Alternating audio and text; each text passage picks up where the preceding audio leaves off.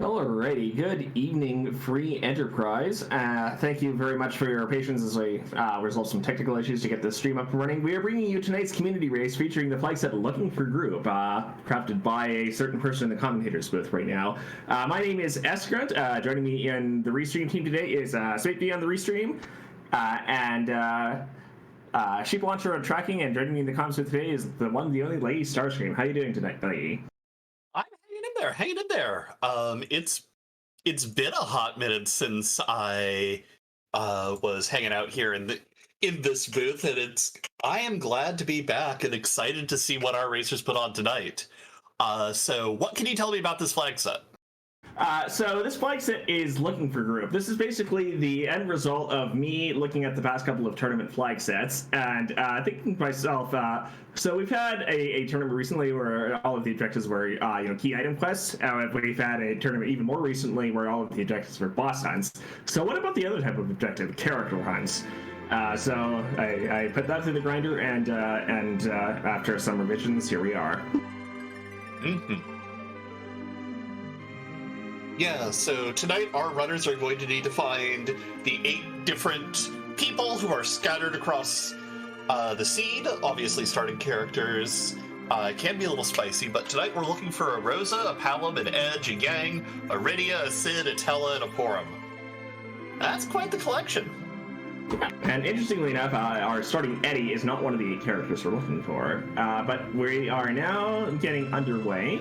Off the starting gate, we've got Edward and Rydia, and this Rydia does not count toward the Rydia objectives because she's one of your starting characters. So they get the Tower Key as the starting key item.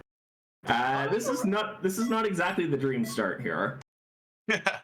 Yeah, no, this is definitely a bit of a skill test for our runners, how to handle 2 of the commonly seen as lower-powered characters in pre-enterprise. Though on this flag set, we do have the spoon flag on, so if we find the cutlery, that Edward could start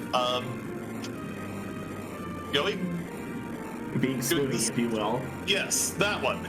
I don't know, I was just trying to find, imagine Edward doing, the Tonberry nose pose. I was trying to find a way to describe that accurately, my brain just broke a little. I mean, the spoon in the original Japanese was a knife, so that's a fairly apt comparison. Anyway, most of our runners are electing to head to Troya immediately, looking for that free key item, which we're going to get from another Edward.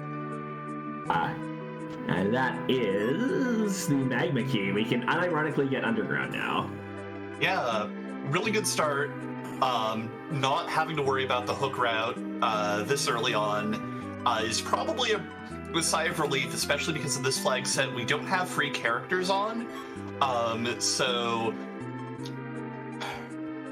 there is that little bit of cost, because if the hook is somewhere buried away on the moon or underground, that means we won't get access to the hook route character until much, much later on. Yeah, for a little bit of context, the very earliest flag sets that I ran when testing this, I did not have Force Magma on, and we ended up with some very rude 2-character hook routes arising from that. Which can be interesting, but that's a little more on the difficult side, so that's reserved for the more difficult version of this flag set.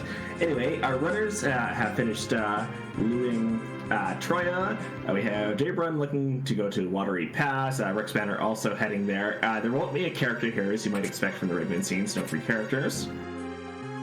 Yeah, but T Wildish Max Tier 7 is on, which means with the way that the Wildish algorithm works, checks that are a little more out of the way do have slightly better gear, and the Watery Pass here is one of those more out-of-the-way locations. Though currently, I think the best thing I've seen between Jabrun and Rex Banner, though they're basically looking at the same thing. Ooh, that White Spear and Power Shirt are really nice, though the White Spear is only going to really see value if we find an early King. Yeah, so about that, Kane doesn't appear in this flag set, so it's completely useless until we find Edge. That's also fair. Yeah. But over on the other side, speaking of finding characters, we have Cubs Rule up Mount Hobbs, taking out well, that Yang doesn't count either. Pick up a Sid. So that is one of the characters hunted down. And Sid, with his ability to wear a lot of armor and a very high HP pool, is probably a very welcome addition to the team. Yeah, an early Sid can make all of the difference with that early level, with that early HP total. He will need some equipment in order to make things happen. But speaking of equipment, that Rydia now is pulling his Stardust Rod on Cubs' side as pulled from the back of ordeal. So that's going to be doing a lot of work early on. Yeah, Matt Collins being a very, very good early play for our runners. And we have Jabron checking the front side of it, seeing what free summon we get for Rydia today. That's Imp, if I'm not mistaken. Okay. Yep. Definitely not one of the ones you're super excited to see, but hey, you gotta go for it. Looks like Jabron's also heading to the back of Hobbs and is also going to be getting that Stardust Rod. Rex is currently heading into the karate fight. We'll be picking up Sid as well. We'll see if he decides he wants to go back to the back of the deals. Meanwhile, Cubs, done with Hobbs, is heading into Antlion Cave and is likely to do some looting in here as well. Yeah, first two chests have a Cursed Ring and a Silent Staff. So those are some incredible pickups. We do have a number of white mages in the seed between Porum and Rosa, and I guess Tella. And the Cursed Ring is incredibly useful for the agility manipulation that'll help us take on some of the more difficult and speedier bosses. So we'll never get tired of referring to Tella as technically a white mage, and that's a turtle in Antlion Cave. Over on Jabron's side, we do have a quick use of the back row glitch to allow Rydia to hit enemies for full damage from back row, though, she is only swinging a staff around, so... Well, I mean, that Stardust Rod, you generally don't want to be hitting, swinging it at people. You want to actually be using it. Anyway, Turtle has been defeated on Cup's side. We're going to be getting a key item from here in any moment now. It is the Sand Ruby. That is another character check. Yeah. So, yes, no cursed two-person overworlds this time around. Yeah. And then, of course, the other thing of note is, well, how many different characters... There are 8 different characters floating around. How many different character spots are there? How many dupes are we going to see this seed? Yeah, so there are 8 characters plus the starting Edward, who's not one of those 8 in this Strange Quirk of Flag generation that I discovered during this seed. I know there's 11 non-free spots. Ask me how I know that sometime. So I assume it had nothing to do with preparing this flag set. It has no. I actually learned it well before preparing this flag set for complete, vaguely related reasons. But so we've got a pool of 8 characters. The starting Rydia is also not one of those 11 characters. So we're going to see potentially, if we count that Rydia, 4 dupes in the pool. Yeah. Does find a Porum and also a Poison Axe in the trash can outside in Kaipo. So that's actually going to be a really nice bit of an upgrade for Sid. And also, a white mage. So Cubs' party is really shaping up here. Rex Banner heading down to take out the turtle and pick up a Sand Ruby of his own. Yeah. All right. So, Cubs has a slight lead over the other 2 runners on Restream right now. We're seeing a lot of parity in actions here. So, Jacob presumably is going to be catching in that Sand Ruby as soon as he's done this fight. Rex will be doing the same shortly. Though it is worth noting that Cubs is the only runner here to not really loot the lottery pass. So that is exactly the time difference we're seeing. Yeah. The runners who did choose to do the extra bit of looting did find a power shirt, which might help them basically throughout the entire seed, giving that Sid some extra physical strength and being just a good piece of armor in general, as we find an old man talking to a Sparkle here in the Kaipo. I'm sorry, this is not Kaipo, this is Baron. I know my town names. Yeah, I mean, promise. well, I mean, if you see a Tella early enough, you generally want to go to well, not exactly the moon a lot of the time, but it's somewhere where you still need the Darkness Crystal to get to. So it makes sense that we're going to find Tella talking to a lunar sparkle there. Anyway, that plague dies to a single Stardust. It can die to one of many things in this spot. It's really the second boss here who's going to give you trouble most of the time, and that's Leviathan, who's probably not going to give us very much trouble at all. Yeah, there are some really nasty spots here, but especially with that Pocket of Thor Rages, that's 200 damage right off the bat. Yeah. Leviathan's wave is going to come out, hit everyone for a quarter of their maximum health. But yeah, this looks to be a very straightforward fight for Cubs. Yeah. Both of our other runners, you know, following the same cookie crumb trail, going to come up, get that Sand Ruby, get that Porum. Though the next question, obviously, is, okay, you've got... Obviously, you can go to Baron, and that's what Cubs is doing, but you can also go up Mount Ordeals, you can also go do the Fubal Gauntlet.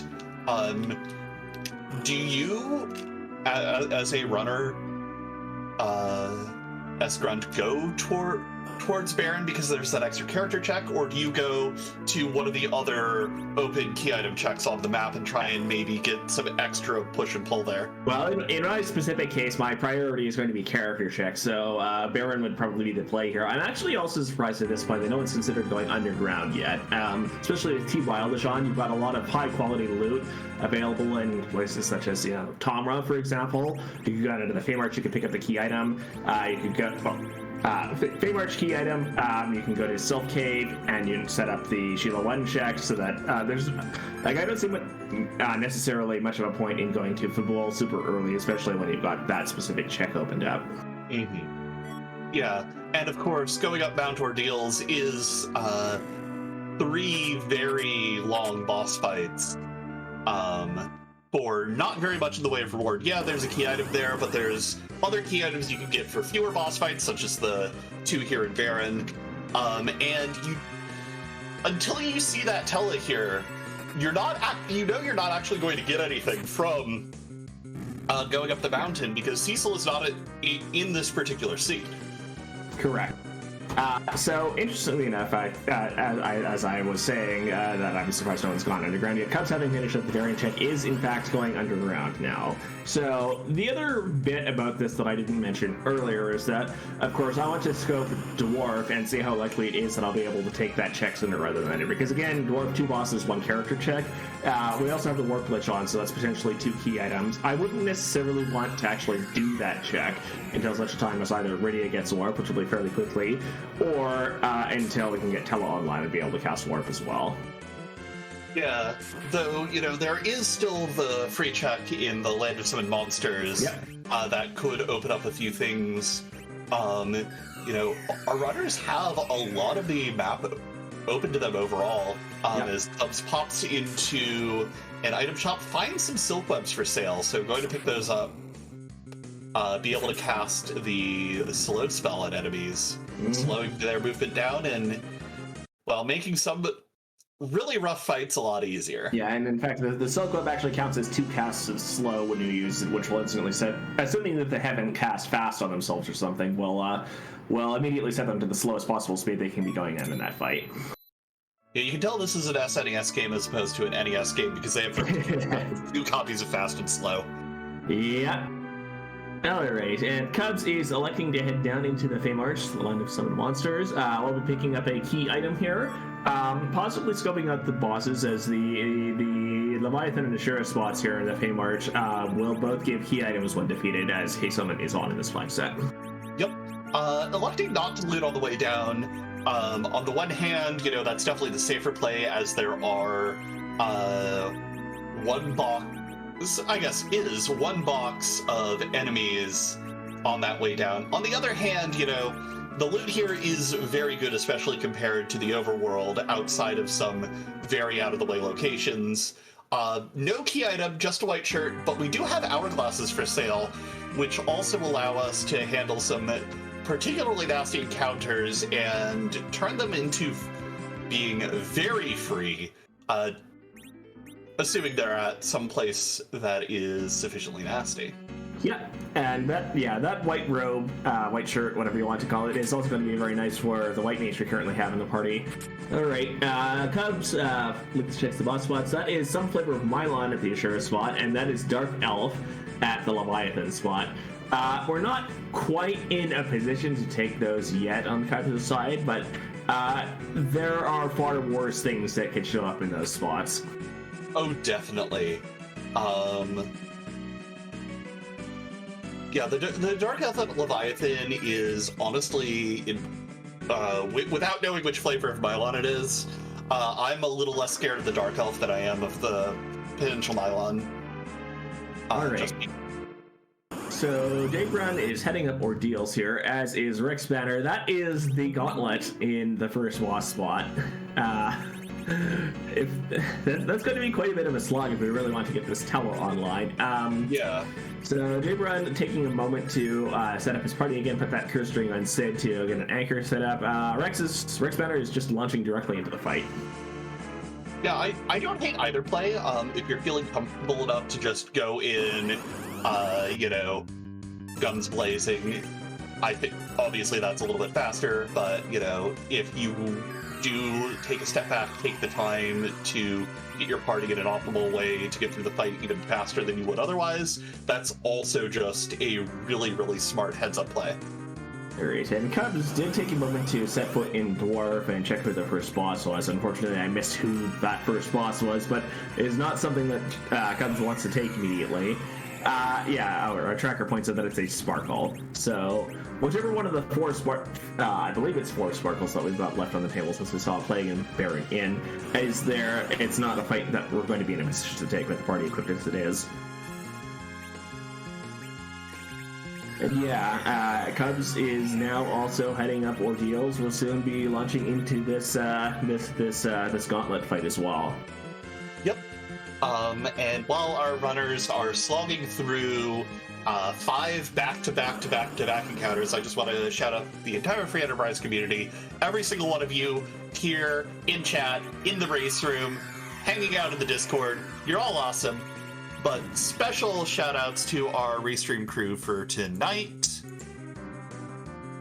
Let me remember who is talking to me. I love you all. Spanky on the Restream, Sheep Launcher pressing the buttons, and special guest Scala Kitty helping us out. Yeah, and don't forget also to give a shout-out to my wonderful co-commentator lady Starscream. She ain't worth it. Also, anyway. give a follow to all of our featured runners, J-Bird TR, Cupsterl, and Rex Banner. Yeah. Anyway, it looks like J-Brun is through the first fight. Going to see who our first boss and going to be our first runner to see who the back attack spot is. It is me. Smile. It's a leg. Yeah, so very, very leggy, if you will. Rubicante generally reacts to physical attacks with casted fire too here. Fortunately, we have a party who is well equipped to not use physical attacks here with that Stardust Rod in hand with mainly the Stardust Rod is what's going to be doing work here, but we've got maybe a few G items here that will help, or apparently not. David apparently thought that he had the J items for it, but does not.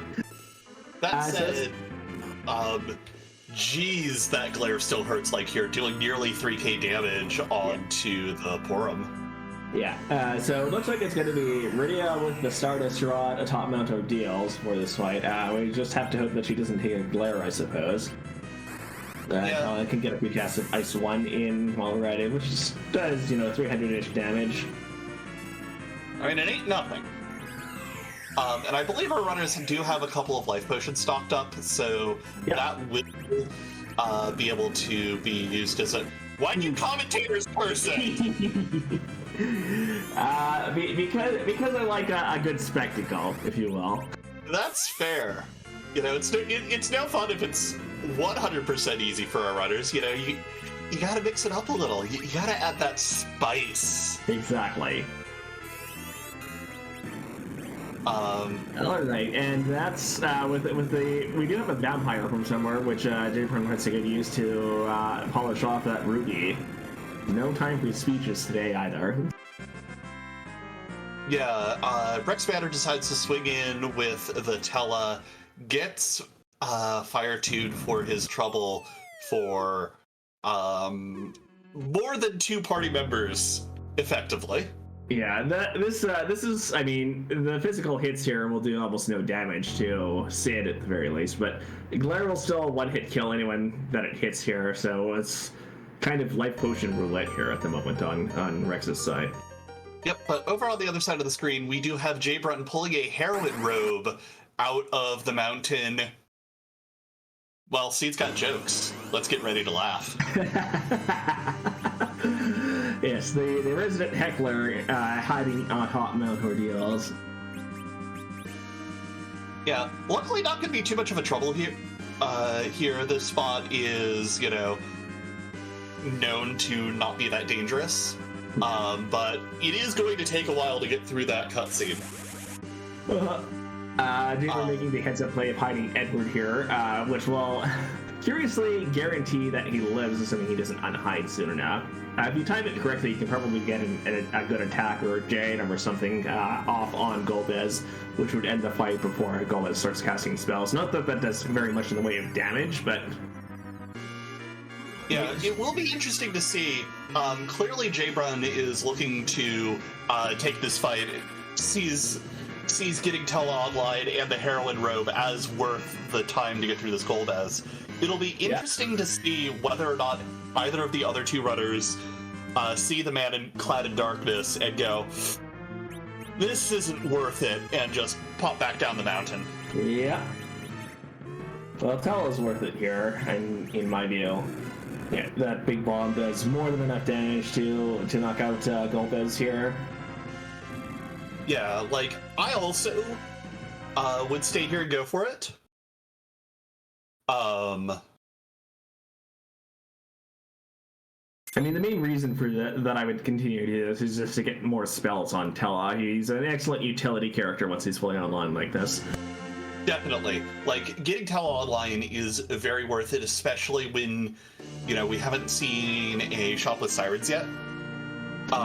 So having Tella around to do some of the grind options is very useful, in addition to having access to spells like Weak for that Dark Elf we saw down in the Land of Summoned Monsters, and a number of other enemies that have weaknesses that can be exploited around the boss pit.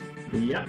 A good tier 3 spell from Tella can make most fights trivial. Up to, I mean, probably most famously the Vanilla Kainatsu fight, where the multi-time Lit 3 just ends the fight instantly. Anyway, Cubs is through the Ruby fight, gets the hero in row, sees there's a heckler hiding in the room. Rex very narrowly behind at this point. Jibrin takes the opportunity to turn in the Magma Key and will be heading underground, probably in a slightly better position to take some of these fights, maybe the dwarf fights, than Cubs was one point. Cubs is electing not to take the Golbez fight. Yeah, like, while having Tella online is very useful, I also can respect the play of Cubs going like, yeah,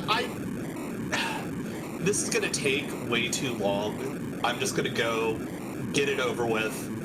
I don't need to be here.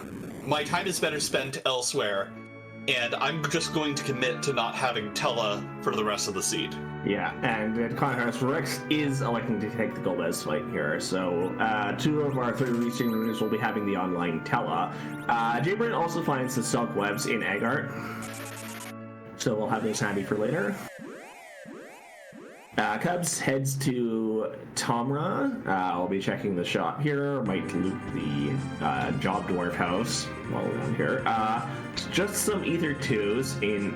Well, there's also Kamikazes and Whistles, but the Ether 2s are the only item that he seems to care about here. Yep. The others might be useful for later, but the Ether 2s are very valuable right now, especially with this mage-heavy party. Yeah, and so with all of those, with having exhausted most of the currently available key item checks, Cubs is heading into Sylph Cave to set up the Sheila 1 check. It might be considering going back to Fabul after doing this. We shall see.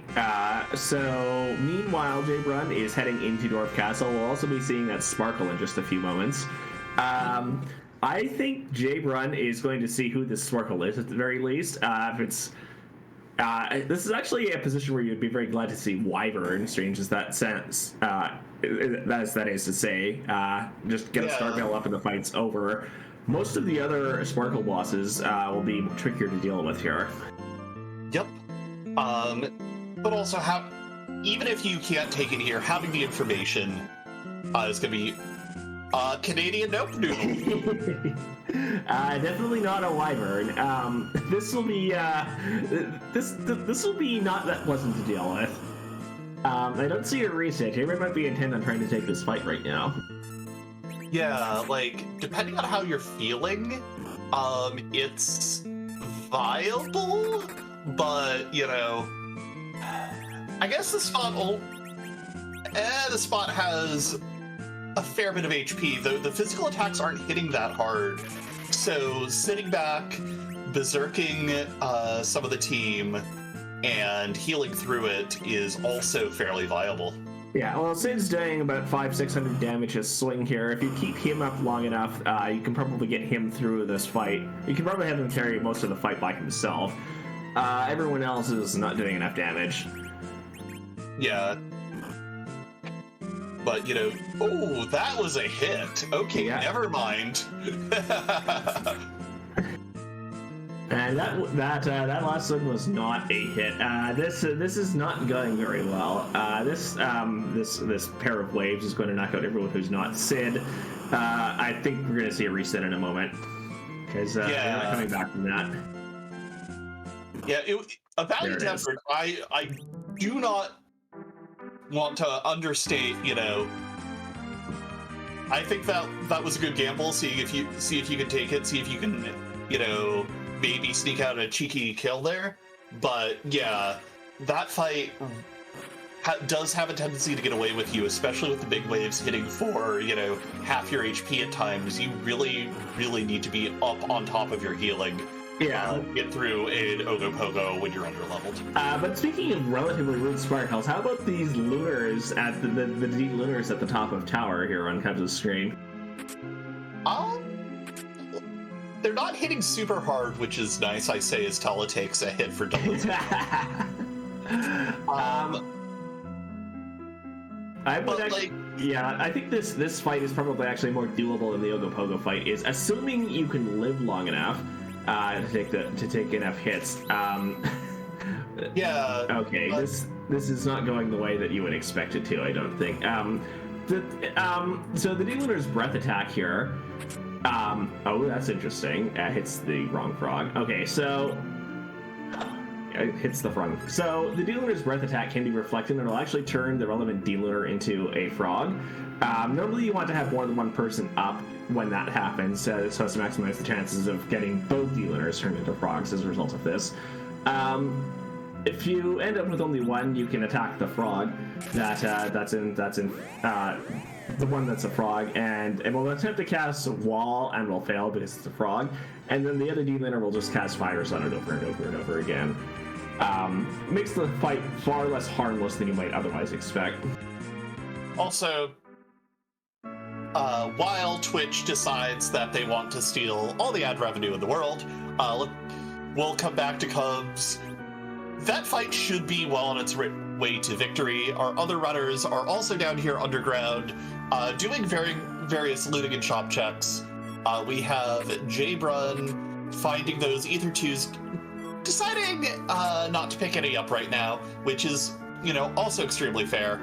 Going to check the backstock room and maybe give us a look at Jobdorf. Yeah, Jobdorf is a public health services officer today, apparently.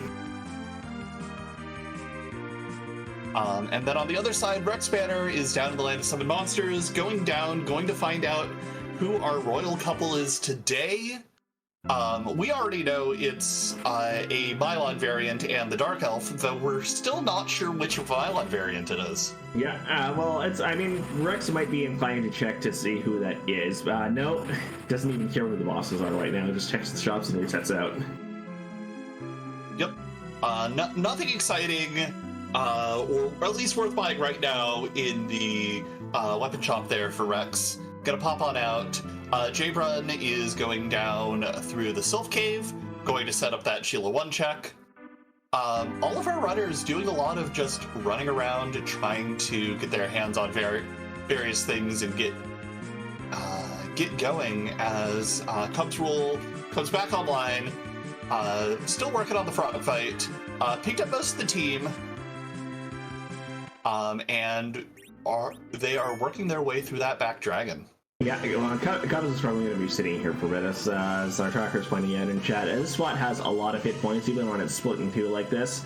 So if you're only doing like 300-400 damage at a time for this, it's going to take a bit to chew through this pool of health. Yeah, at least the Stardust Rod is hitting for 600 to 800 on both, so that is definitely going to be quite valuable for this. All right, J-Brun, having set up the Sheila check, has gone to Fabul and finds the Kaido guards as the assailants in the Fabul defense here. You would hope that this fight would show up somewhere where you want free bosses here. The Kaido guards, being normal enemies, do not have the boss bit set, so you can use, say, coffins on them. It's a very free fight in many places where it shows up. Yep. Though here, still very free. Because the Football Gauntlet is not a spot that has very much in the way of stats. What did Cubs get? That was the Darkness Crystal, if I'm not mistaken. To the moon or something. Oh. Yeah, that's the entire map open to us. And with Atella, that does provide a lot of interesting opportunities as J-Brun picks up a rat tail from the Football Gauntlet defense, going up and checking Sheila 1 right now. Yeah, so Cubs has all of the ingredients that he needs in order to do a Ding Machine right if he so chooses. That's the pass from Sheila 1. So that's well worth the time invested in that. Indeed. Not having to walk all the way to the center of the moon is a really valuable time save. Not to mention that it does make going up here for the Sheila 2 check, if we ever find the pan, much easier. Yeah. All right. So Cubs finds Ashura at the Super Cannon spot. It's been pointed out that this is a great spot for Ashura. That fight can be a slog a lot of the time, depending on where exactly Ashura turns up. And the Super Cannon check is arguably one of the freest boss spots in the game. So it's one of those combinations you're glad to see. Yep, you unironically love to see it. Yep.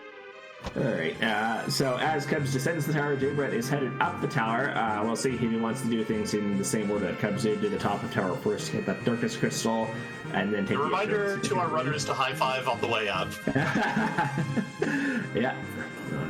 Rex Banner slowly chewing through the Officer Soldier fight. Gets a paralyzed proc off the whip. That's actually really cool. Yeah, okay, so J-Brun is taking the Super Cannon check first. Signals intent to do both checks well here, presumably. Yeah, I did. Okay, and that's just a Moon Veil from the Super Cannon check. Though a Moon Veil does make either Mylon fight fairly free. Yep. For one character in your crew. As long as you don't mind everyone losing out on the experience, that's perfectly fine. Mm-hmm. All right, and Cubs is now also headed into Fabul for the same check, so we'll be getting the Rat Tail. We'll be getting that pass as well. Yeah, it's interesting that even with the really early Magna Key and now the Darkness Crystal showing up, we're still seeing all of our runners doing the same set of checks, just in slightly different orders, but kind of in clusters. Right now we've got the Tower Key and Fabul our runners are doing those in varying orders, but basically at the same time. Yeah, I mean, part of it is that we don't have a heck of a lot of key items yet, so there's a certain order in which you're probably going to want to do things in based on what we've found so far. So on that note, Rex is arriving at Dwarf Castle as well. We'll be running face first into that Ogo, presumably. We'll see if he has anything special in mind to be able to get through that fight once he sees who it is. Yep. Cubs has finished the full bull defense. No surprises there. Taking a second to look at the party, check out his levels and hit point totals. And heading out the door. Rex is checking the shops in Dwarf Castle before going into the fights. Finds coffins in the dwarf item shop. That'll be useful if we run into any more of those free fights. Yeah, or if we find ways to... Or if we find some sirens that can scare up some enemies. Yeah. Interesting selection of weapons in that dwarf shop, most notably that rune axe. There's also cat claws available for when the yawn that's on the character roster shows up later in the scene if we so choose, as well as samurai arrows if we want to make someone an archer. Ooh, J-Bread held on to a firebomb and threw it on the dealers for over 1,000 HP each. Yeah, that's going to save a little bit of time, for sure. Yeah.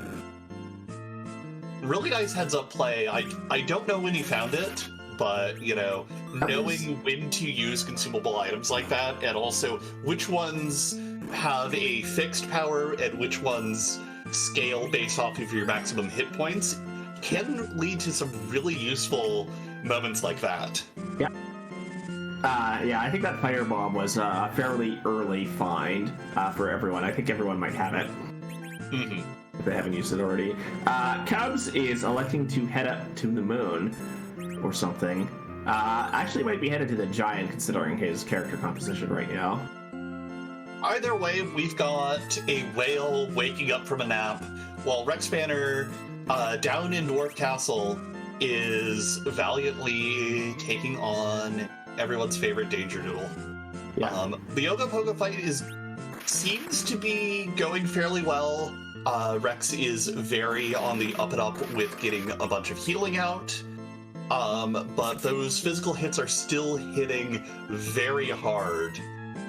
So this might get... Oh, this is starting to get really scary for Rex. Yeah, so, I mean, that rune axe is putting out a little bit more damage than the poison axe was, but it's still, with the damage rolls we're getting, we'll still need at least 10 hits in order to get through the fight, and we're in kind of a precarious position for that fight. Yeah, if that form gets hit, that Sid is berserked, and there goes your ability to have any sort of healing or sustain. So, Jade Run managed to get enough Star Bales up to frog both of the D-Lunars, so you get to see the full Lunar Frog strats. This fight is no longer a threat. Yep. Cubsville finding life potions on the moon. Not exactly what you're hoping to find in that shot. Yeah. As Rex is down to the one-on-one, Ogo Pogo hits back for nearly 400 damage, and Sid goes down. It's looking increasingly like that Ogo is going to be the real obstacle in the seed.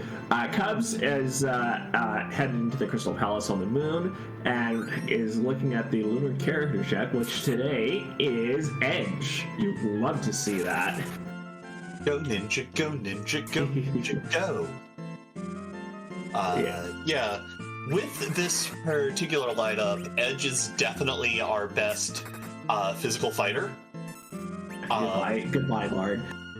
Additionally, for all the, spears we've picked up, Edge will allow us to turn those into damage if we don't want to turn them into cash. Yeah, like this having this Edge here is basically the solution for getting through that Ogo fight. Throw the white spear at it, throw a couple of the other items we've collected, and you're done. You just get enough damage to shoot the 8,000 or 9,000 health. Yep. Alright, Jade Run has taken down one of the frogs, is slowly whittling down the other one. We'll be done that fight soon. We'll be getting that Darkness Crystal. Yeah, so right now we've got two major roadblocks for runners doing the seed in two moon boss fights underground. We've got the D-Lunars guarding the Darkness Crystal, and we've got Ogopogo guarding... Well, hopefully we'll find out soon. No runner on screen has managed to make it through this Ogopogo fight yet. So Cubs is electing to pop the one siren that he's found so far, probably to get this edge fully online in anticipation of taking maybe the dwarf fights. You can use the coffins that you pick up here on the eggs to instantly end the fight. If you're not quite powerful enough to otherwise one-shot them, it's a great way to get your party some experience to get them fully online like this. Yeah, that also gets Rydia up to Virus, incidentally. Yeah, which is a good spell for Rydia to have. Okay, so with that in hand, I think Cubs is going to head back to Dwarf here.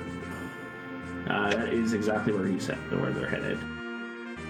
Yeah, and then we've got Jabrun heading down the mountain, and Rex, I think that's the Moonveil on Rydia? Well, we'll see if... Well, I mean, we've got the blink up, so we're not going to see for a couple of hits if Rydia survives that long, if that was the Moonveil that went up. Okay. Well, we're not going to see one way or another because that noodle is boiled? The noodle has noped out, if you will. There we go. Ogopogo is down. Rex Banner is our first on-screen runner to get through that fight. We'll see who the second boss here is. Though the second boss is a lot less scary, especially because it's Dark Imps. And that is another porn. There's one of our dupes.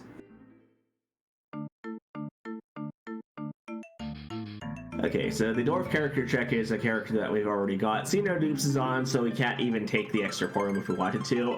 If we've got coffins from the dwarf shop, this fight is free. If we've got hourglasses, this fight is free. If we've got some combination of above, the fight remains free.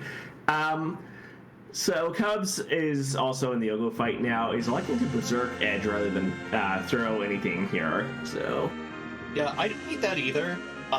Especially if you've got the read that your Berserk Edge is going to be doing enough damage from swings alone, that you don't need that extra burst of damage. You can save it for some of the higher HP bosses on the moon, in the giant, etc. Though, hopefully, our runners find their characters before they have to go check the giant. Yeah, well, so depending on how this fight goes for Cubs, but it seems to be going relatively smooth, but there might be a chance that subsequent attempts will actually make use of some of the darts that we found. But, so, this is a character hunt set, we've just zonked on Dwarf Castle. Remaining character checks in the seed are most notably the Tower of Zot, which has 2 character checks, Baron Inn, which has 1 character check, the Package, which has 1 character check, and the Giant, of course, which has 1 character check. Yeah, we're still looking for 3 different characters at this point. Yep. And of course, at least one of the outstanding spots will be a Rydia, because they haven't found the duplicate Rydia yet, so they may not actually all turn out to be useful. Yeah. We took an apple from Luca. And there's the hook, so there's a character check. Yeah, the hook. I knew I was rating at least 1 character check. The hook is that missing character check. Yeah, so that's actually a really good pickup. Rex Banner making very good use of the warp glitch there to warp back into the sealed cave room. Yeah, of course. We mainly care about the hook in this case, I think, for the character check, because it's an objective in this case, but that also gets us access to another gated shop, and that also allows us to turn in the rat tail for another key item check. Yeah, that hook is unlocking a lot of useful stuff for us right now. Very excited to see it. Cubs Rule also through the Ogopogo fight, seeing the imps for the first time as Jabrun is leaving the moon. And is headed to the giant. We've got the Darkness Chisel, we've got Tella, we've got Ether 2, so we might be seeing a grind on Jabrun's side here. I don't hate it, especially knowing which particular characters are in the seed. At this point, I definitely understand why a runner would look at the party based off of the characters they've got right now and be like, yeah, no, this is the party I want to take into the end game. Let's go put some levels on people. Yeah, like one of the interesting things about this flag set is you know exactly who's appearing in this seed up front between the character objectives and whoever the starting character is if it's not one of those 8. So you can kind of plan in advance around that. You might keep some equipment around for a character you know is going to be showing up later in the seed. You might sell things for a character that you know is not going to be appearing in the seed. You might choose to grind after having done only half of the character checks because you know that the characters you have are probably the ones you want to be taking into the end game no matter what. That said, Rex Banner does find sirens for sale down here in the Evelyn Cave shop. Yeah. So that's actually a really big pickup. If Jabrun runs into a duplicate character after finishing this grind, that might be an unfortunate circumstance, especially because, you know, if you go through the giant grind and you go through the character check and it doesn't really pay off. So speaking of character checks, that's another Porum in the hook route check. So that's 2 duplicates we've found so far. Both of them are the same character. Yep.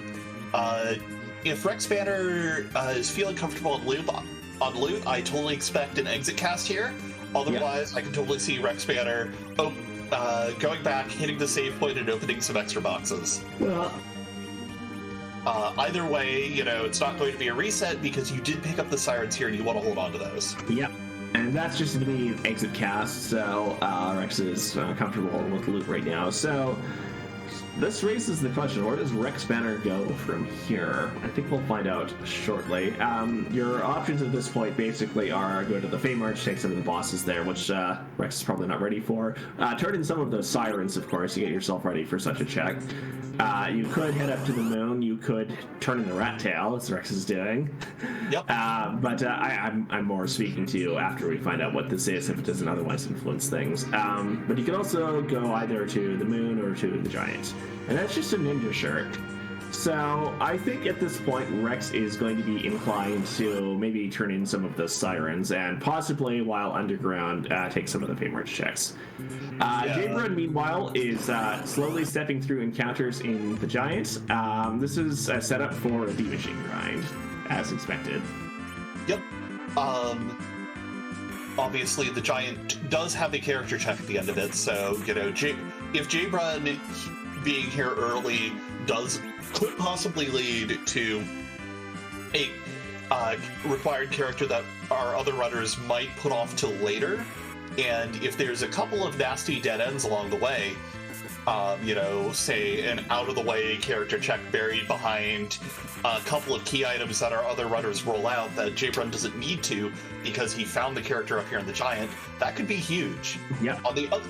On the other hand, you know, you might go through this grind and then the other 2 bosses and find, you know, yet another Porum. Though the trade-off at that point is, well, you're already at endgame levels because you cleared the Giant. Yeah.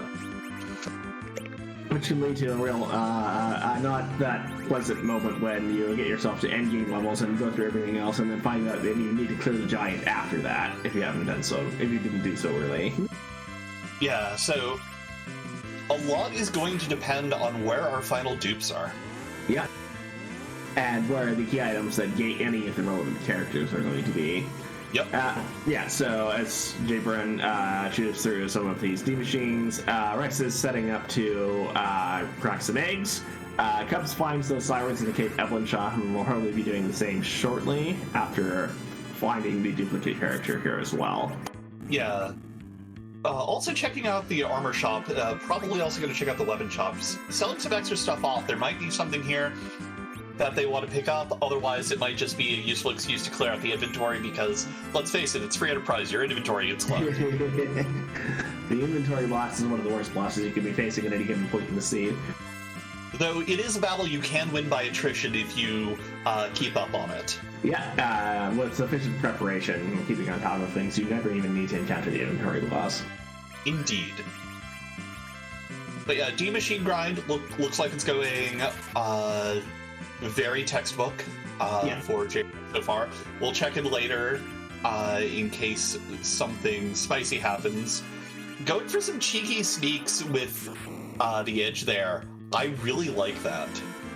Yeah, so Sneak, of course, on one of these searcher-type enemies, including the alerts that show up in the Tower of Babel, will get you Sirens. So it's a good way to stock up on Sirens if you haven't otherwise found them yet. Yeah, so this might imply just trying to take a number of D machines, but not take it all the way up. On Cub's side, does do some of the looting through here in Evelyn Cave, finds a Zeus Gauntlet for his trouble, finds a Staleman chest, but with the power level of his party right now, this shouldn't be too much of an issue, especially if they decide, oh, we're just going to punch an old man twice. Yeah, a lot of runners call this particular encounter the worst trap chest in the game because the Sailmen are much faster than they appear to be, and will ruin your day if you attempt to take them on too early. Yeah, and with the hook route being one of the main ways to get underground, well, one of two, I guess, it is very common in a lot of seeds and a lot of flag sets that you're coming through here very early on in the seed. And if you have, a party that has half the levels that Cubs does right now, those Stalemen will chew through your party like they're wet tissue paper. Yeah, so Cubs pulls an Ashura summon orb from that chest. We do have a Rydia, we might see that get used, but Rydia, being 2/3 of a white mage, has its situational uses, but generally will let you down when you need it the most. Yep. Rex Banner on the top of the tower, taking on the Lunar Dragons. Unfortunately, it already set them off to use Reflect, so those are going to be some bouncing viruses, which is doing reasonable amounts of damage to that team. Looks like that's going to be a reset. Yeah.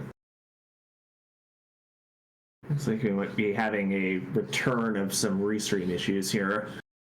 Yeah. But, this is still anyone's game. A lot of our runners are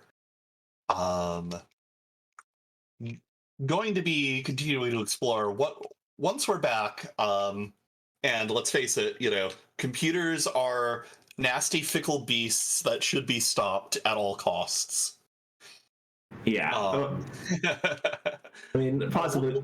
Yeah, we've got a grind going. We've got presumably a refight of the D-Litters going on Rex's end, and Cubs is probably headed off to grind as well. So this is, as strange as it is for me to be saying this is actually probably one of the more opportune moments we've had for something like this to happen. So it's always unfortunate, but at least it's not at a extremely critical juncture.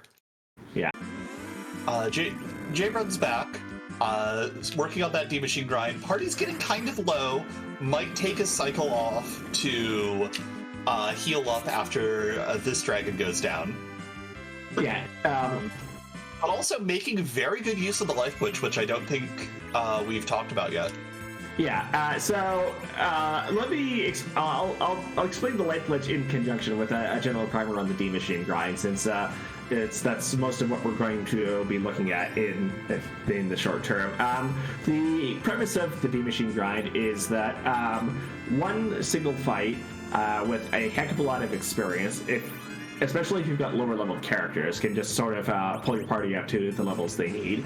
The D machines are one of the enemies that you can repeatedly generate in this fight, or summon in this fight, and are vulnerable to weak.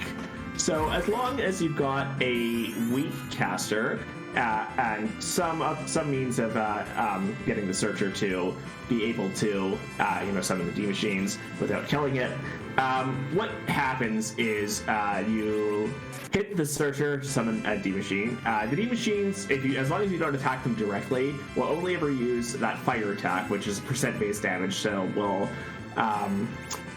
never put your party in danger unless your health gets too low.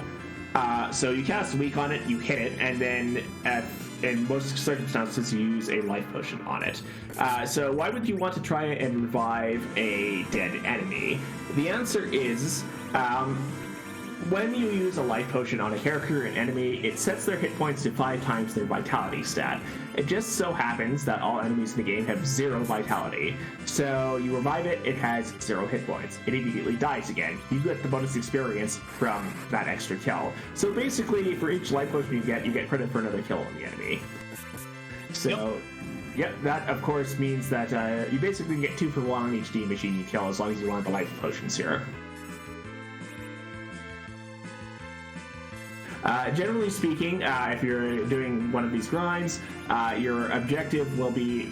the most common objective is to get your black mages up to nuke, which, if they're sufficiently low levels, will take 6 D-machines plus 6 life glitches for a total of 12. That's also assuming you've got 10 key items. If you don't, you need to double that. Yeah, and none of our runners are anywhere near 10 key items. I mean, they've got 10 key items between all 3 of them, but... getting back to the action, thank you for that wonderful explanation of everything going on in J-Run's screen. There's also a lot of, like, little things involving turn order and using the weak spell to lower the D-Machine's hit points down to single digit HP. But over on Cub's Rule, we are just... nuking some eggs. Well, I don't think we have nuke yet, but we're definitely using hard-hitting magic. Rex Banner has just taken out Ashura, going to get... already got his Darkness Crystal, I have to assume. Yep. Because he's on the way back down. Yep. Yeah. So, as popular as the D-Machine grind is, it does require a lot of setup and a lot of focus during the actual grind itself. In most cases, it's less effort and...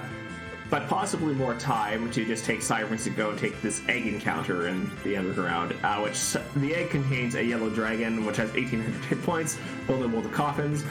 You get a base 34,000 experience from each of these fights. If you've got 10 key items, it doubles to 68,000. If you have a way to kill them in one hit, as Cubs does by now, it's one of the fastest ways per unit time to get experience on your characters. Yeah. All in all, looks like Cubs and J-Run are going to be fully powered up very shortly. Rex Banner is going to, with that Darkness Crystal and with that Rat Tail check underway.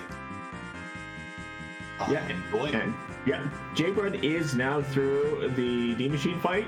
Gets quite a lot of experience and a couple of item drops for his troubles. You immediately want to turn off encounters after you do that because you generally want to go and save so you don't lose out on the experience as a result. Yeah, looks like J-Brand went for the low 40s.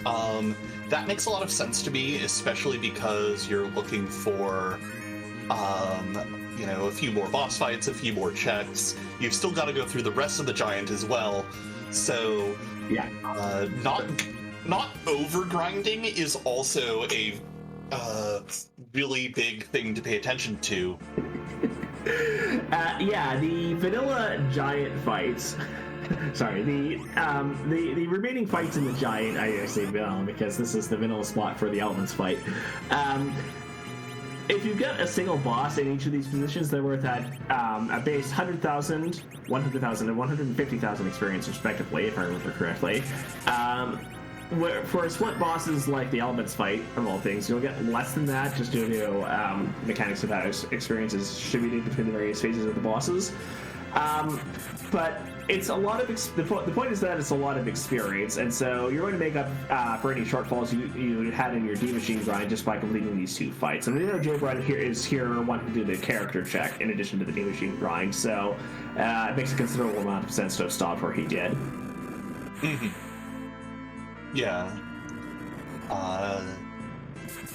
Good job knowing when to queue up that Fire 3 spell to get it out before the phase transition into Rubicante.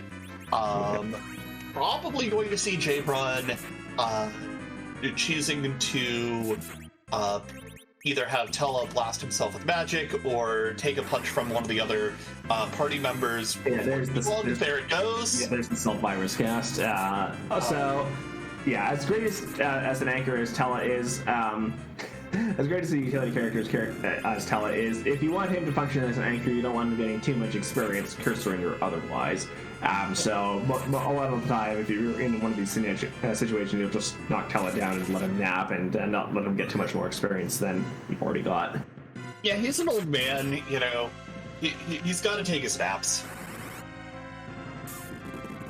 Alright, so while J-Brun turns to that fight, tips to the second phase featuring the Turtle and Balvalis, Rex is up on the moon checking the shop, and is, having checked the shop and having picked up the character, is now headed over to Cave Bahamut. This will be the first new check that we've seen in a while, not counting the Elements fight that's ongoing on J-Brun's side. Yeah, looks like Rex Spanner is going to give us a look at something we have not seen on stream yet, which is down in the Bahamut spot. Going to take a look and see who that boss is. And potentially what the key item here is as well. Yep. Yeah, so the Cave Bahamut fight is a little bit interesting. And of course, there's always value in Cave Bahamut, so sometimes people refer to it as Cave value. But Bahamut in vanilla has no physical attacks. So in cases like that where you don't need to balance out the physical attack power of something, a lot of the time the original developers just left it set to the maximum possible value. If we have a physical attacking boss here, it is going to hit very, very hard. This makes it so there's several very rude bosses that can turn up here. This time around, it's just the Magus Sisters. We won't have to worry too much about that. As it turns out, one of them will still attack physically, but Rex isn't keen on taking that fight right now.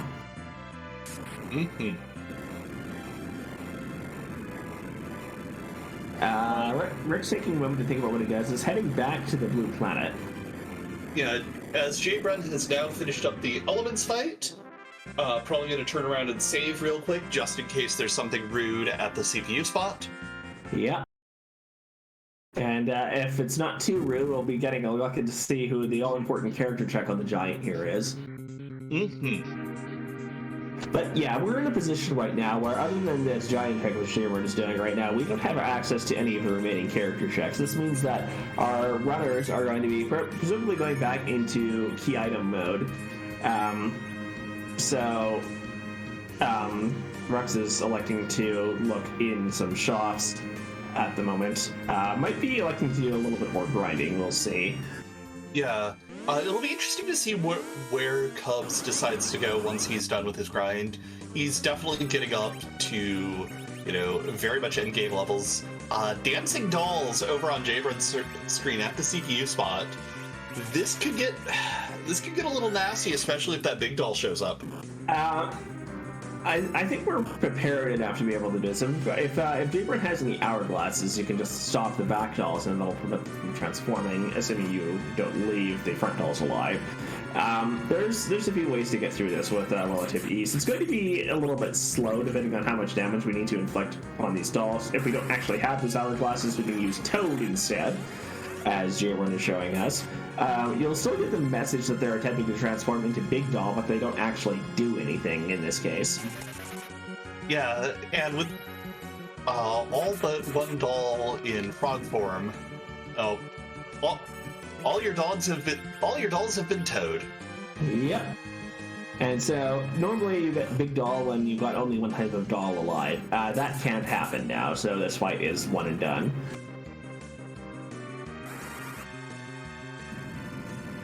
It comes out. I think they'll still need a... Oh, no. That just straight up ends the fight. Alright.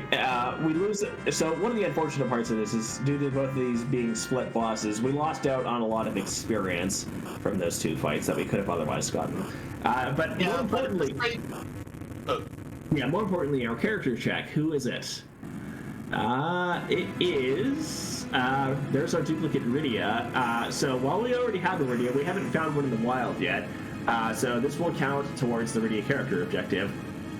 Yep. So now, if I'm J-Brun, I think I just go and full clear the moon. Yeah, at this point in time, you just want to find key items that unlock more character checks as quick and as fast as possible. And where do you go for that? You go to the moon. Especially with all of that experience. Yeah, we're at a point in time where we found 5 characters. As you might remember, this character set required 6 characters to be found of the 8 that are available in the wild. So Jaybrun just needs 1 more character check in order to finish the scene. Yeah. Looks like he is going to come back underground. I guess he hasn't finished Dwarf Castle yet, which yep. makes sense. That Ogopogo was incredibly scary, and now Jaybrun's going to show Ogopogo the true meaning of terror. Yep. And meanwhile, Cubs has headed into the Fey Marsh and is fighting Dark Elf. Ooh, I actually really like that. Especially with your Tella, you've got access to the weak spell, which, because of a programming oversight, the second phase of the Dark Elf fight can actually be hit by weak. Yep. In particular, the second phase of Dark Elf does not have the boss bit set, so while it has a separate immunity to instant death spells, so you can't cough in it, for example, it is vulnerable to weak. It is vulnerable to stop as well if you don't have weak available, or maybe want to stop it anyway. This also means that you can use an hourglass on the second phase. So, barring the need to get it down to half of the overall hit point pool, which will be, about 17,000 health, if I remember correctly, for this SWAT. Once we get there, the fight's over. We can see Edge hitting for around 2,000 a hit. So, like 7 or 8 hits in total, 8 or 9 hits in total, rather, should be sufficient to get us to that point. There it is. Mean change. Uses the hourglass. So Dark Elf will no longer be attacking, so it's just a matter of letting Tella weak, possibly knocking Tella down, and then just ending the fight at that point. There's our one final punch, and we'll hopefully be able to knock out Tella before Dark Elf goes down, though it looks like we're keeping Tella alive just long enough to get the piggy spell off things. So Tella looks like he's not getting his nap this time around. We can see Tella's already got 1,000 hit points on Cub's side. He doesn't seem to care as much. With that curse ring in hand, it's less important to keep Tella down and prevent it from getting experience, because the main reason you would want to prevent Tella from getting experience is to keep his agility down. But with the curse ring in hand, you don't have to worry about that as much. And that is the Earth Crystal. That is huge. Let's go. Arguably the most important item in this flag set because of its 2 character checks. And Cubs is wisely just is Cubs just saving here and going to take the other fight as well? Because that's certainly what looks like is happening here. Yeah, healing up. Cubs is going to take that Mylon fight as well. That's interesting.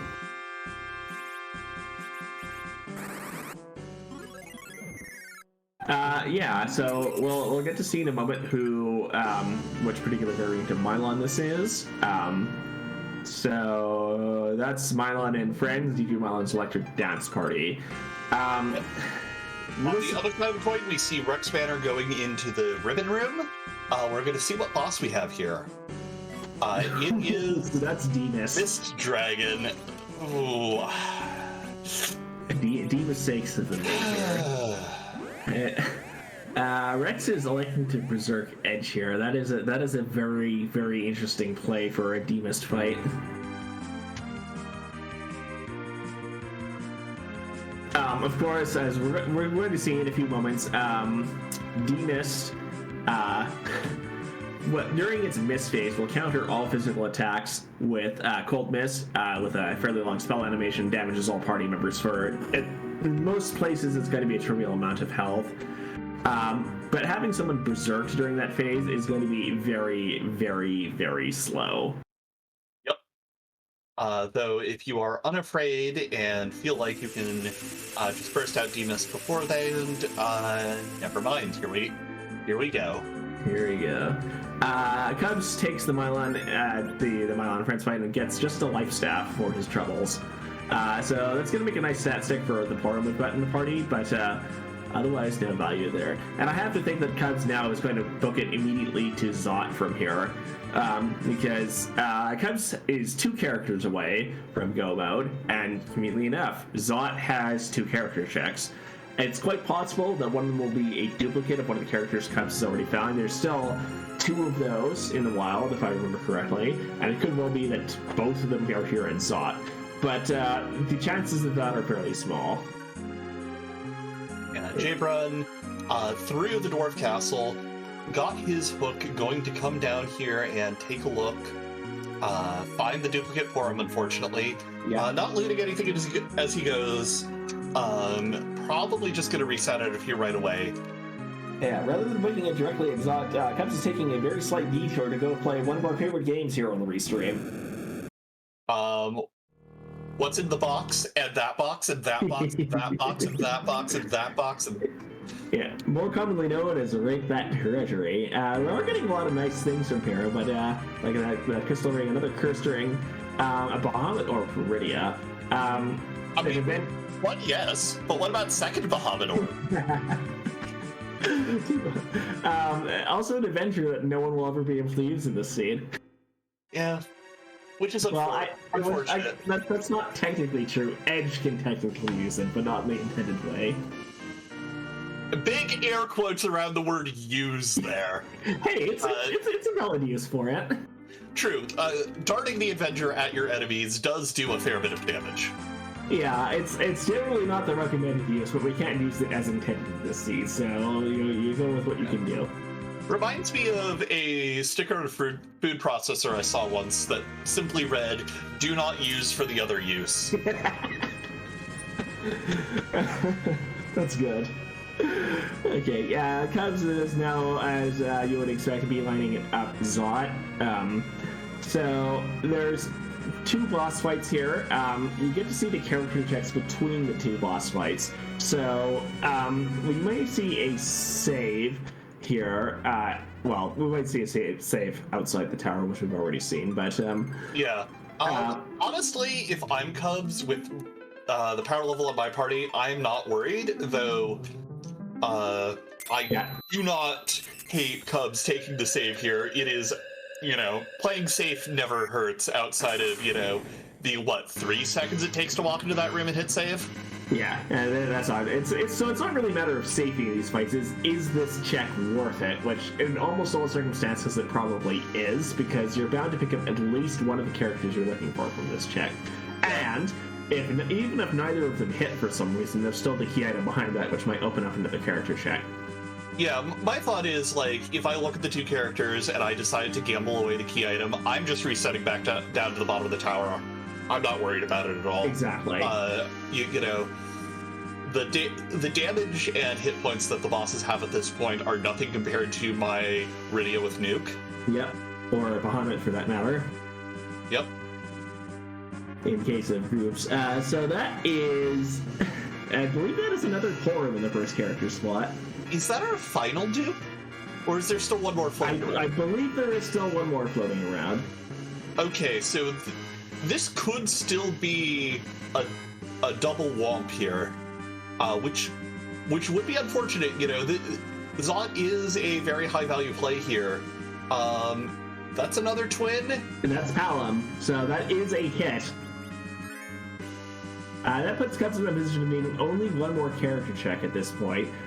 So I would wonder now, depending on what boss this is, what key item this is, we might see Cubs head up to the Giant at this point, after getting through this fight. Of course, the hope here is that the key item we get is one of the ones that opens up one of the remaining character checks, so you don't have to do the Giant. As for the boss, King Queen Evelyn is free. Mm-hmm. Well, I mean, there's always the time cost, but no effort required. Unless you want to put in the effort and kill them before they get their 3 spells in and let the cutscene play. Yep. With the nuke casting Rydia, that's what's happening here. Yeah, regardless, you want to walk this out, there's going to be a key item check at the end of it. Might even be another character check yet, which would be honestly the dream here. Yeah. All right. That fight's over for Cubs. J-Brun is also up on the moon making character checks. This is the White Spear Altar, which is CPU. That's an immediate reset. That's not a fight you want to see anywhere. Yeah, especially not this deep in. Yeah. I believe J-Brun looked at the Mist Dragon and also decided to pass on that for now. Yeah. Definitely trying to scout out, see if there's any like really easy surface area you can get your hands on. Cubs pulling the package. That's a character check item. That might be it. Yeah, as lengthy as the package cutscene is, you do get to see the character right at the very start of this cutscene. So, who is it? It's Rosa. That's go mode for Cubs right there. Yeah, on the other side of the screen, we see J-Brun finding the freest of the free, Water Hag, here at the Ogopogo altar. Gotta clean this fight up rather shortly. And Rex is still stuck taking those cold mist counters. Yep. D-Mist looks like it's under control because of just how little damage the cold mist counters are doing, and with all the blinks that Rex has put up, though it is, as we can see, a bit of a time sink to get through. J-Brun was the Baron Key. That's another character check. Yeah, I think we're going to see J-Brun reset out of here immediately. We'll see. He might be feeling a bit emboldened to want to check some of the other altars on the way out. He's walking. I think this is going to be a save and scum the Baron Key. That's what I would do in the circumstances. The Baron Key is kind of a long check. I can see going down to the earth and scumming it. I can also see, like, okay, let's check some of the other altars here before I go all the way out. You know, maybe the Wyvern altar. But it looks like J-Brun's going with the play you suggested, which will get him the information behind that Baron Key as soon as possible. Yeah, okay, Rex is finally through the D-Mist fight. That's a White Spear and an Excal. While those are some very nice darts, that's not worth the time investment, I'm sorry to say. Yeah, deeply unfortunate. Though the experience points for both Porum and Edge are going to be well worth it, because I don't think Rex Banner ever sat down and did a dedicated grind at this point. Well, I do think Rex took some eggs. That was just mostly during some downtime earlier, so we missed most of it. Mm-hmm.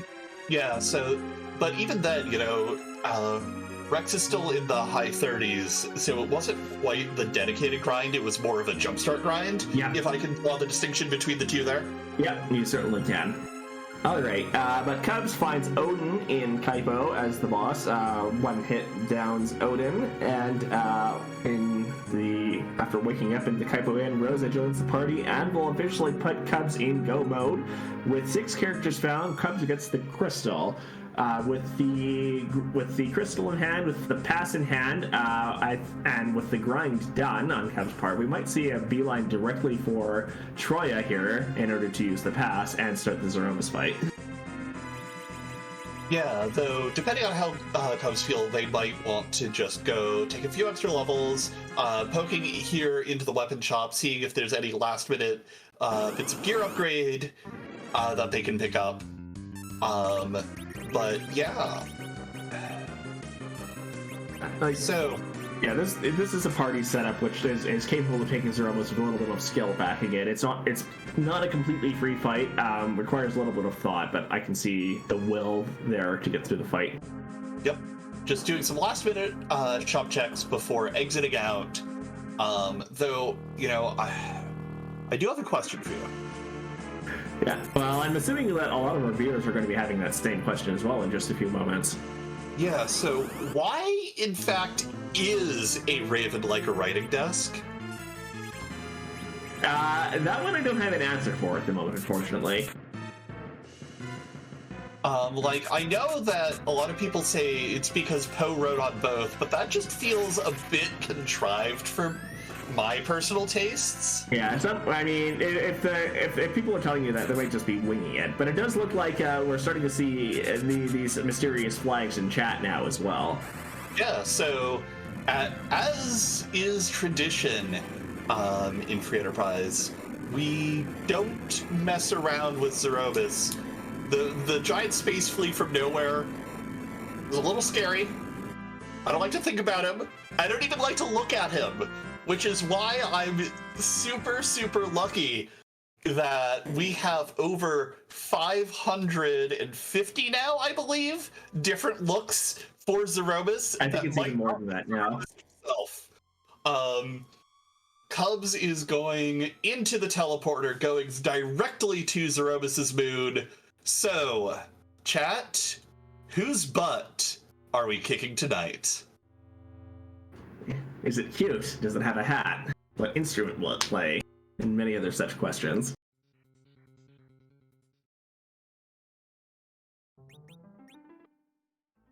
Or not. Cubs is taking a quick reset to adjust battle speed. Okay, that I actually like. Going down from battle speed 1 to battle speed 3 for the Zerobus fight is a really good heads-up pick. Yeah. It means you have a lot more time and space to do your menuing options without leaking inputs. I have to take a moment to point out, Jabron, having finished with the variant checks, found Yang in Baron Castle and is now also in Go mode. Yeah, found a Legend Sword for his troubles. Nothing exciting. Rex Banner, on the other hand, did manage to pull a spoon out of the moon. Well, we do have an Edward available if we so choose, but more than likely we're going to hold on to that for edge use. Again, I say again, and I was about to say that's not necessarily the intended use, but it is intended that the spoon be used as a throwing item. It's just that we happen to modify it later so that Edward could equip it. Yep. But, like, is the spoon from the moon like the sword in the stone? So what happens when we retrieve the spoon from the moon, if that's the case? Do we become a bard all of a sudden? Or what else? I think it just gives you the power of rock. Yeah, I can get behind that. Alright, here comes... Such as the rock that Cubs Rule is about to throw at Zerobus. Getting back to that question I asked way too early, apparently. Yeah, well, we all have our false starts, but the crystal's being thrown now, and we'll actually be able to see what the fight is this time around.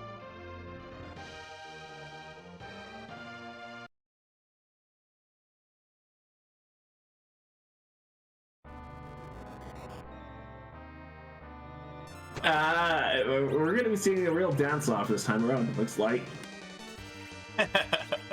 Dance, dance, dance, dance. Yeah. All right. This is a Roma's fight. So we're gonna see possibly an interesting selection of possible strategies here. We're seeing Cubs reflect some spells off of Sid here. This is part of the general principle that while an enemy might have a counter to like a magical attack or physical attack or something, reflected damage does not trigger those counters.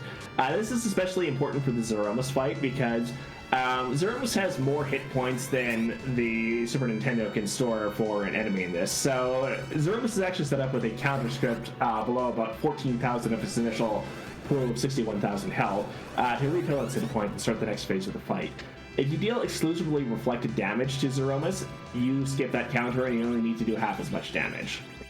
Of course, you need to deal exclusively reflected damage. You just need to make sure that you hop over that threshold with specifically reflected damage. Yeah, exactly. And only do reflected damage from that on out. Yeah, exactly. The other quirk of this fight, it has to do with Zeromos' Big Bang. You'll see in a moment here that this is only going to deal like 800 damage to everyone. So normally it does closer to 2,000 damage to people. So if you trigger one of Zeromos' nuke counters before the first Big Bang, it actually sets the spell power of that attack to a lower value because it needs to do that for the nuke to do the intended amount of damage. And that actually lowers the amount of damage that the subsequent Big Bang does. This is called nerfing the Big Bang. You can do this with subsequent Big Bangs, but the timing window of it is much narrower. The way I like to explain this is that between when Zeromus shakes and when this Big Bang goes off, there's effectively an invisible action that takes place between the two, and you need to time the counter nuke from Zeromus to happen between that invisible turn and when the Big Bang goes off. Yep. And the timing is fairly tight, though, with slightly lower battle speed, like we saw in Cub's side, bringing it down to BS3. It is actually, with a little bit of practice, you, the viewer at home, can hit it very consistently. Yeah, I'm surprised at how consistently I can get it most of the time these days. Though, of course, this does mean that a counter nuke will come out, hit one of your party members, and if it hits, for instance, Cub's Forum here, she is still in danger of getting knocked down by the Big Bang, though she survives with 100 hit points, which is always really good. Yeah. Yeah, with Forum doing our White Mage duties here, you don't want her going down. And it appears that the fight's taken long enough for Cubs that the Star Bell has fallen off of Sid there, even before the Black Hole comes out, which is one of the other dangers of doing reflect strats, especially at lower battle speeds. You need to make sure that you keep your reflect up for that to happen. Yep. At this point, we're still deeply in phase 1 of this fight. I'm going to put up the Star Veil onto the edge. Start that reflect train back up again. Yeah, I do think we're most of the way through this fight now. Like, maybe 3 or 4 more spells in total is probably going to end the fight. Mm-hmm. And we're probably going to get there even before the next Big Bang comes out at this rate. Yeah. White gets bounced. It hits Zeromus. And that right there is the crack boom.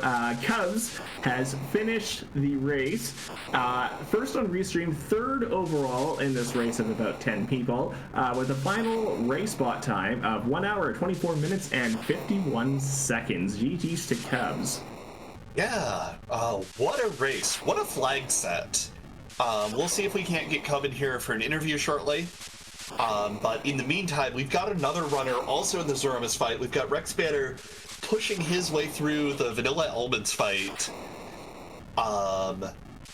Going to clean up that Giant very soon.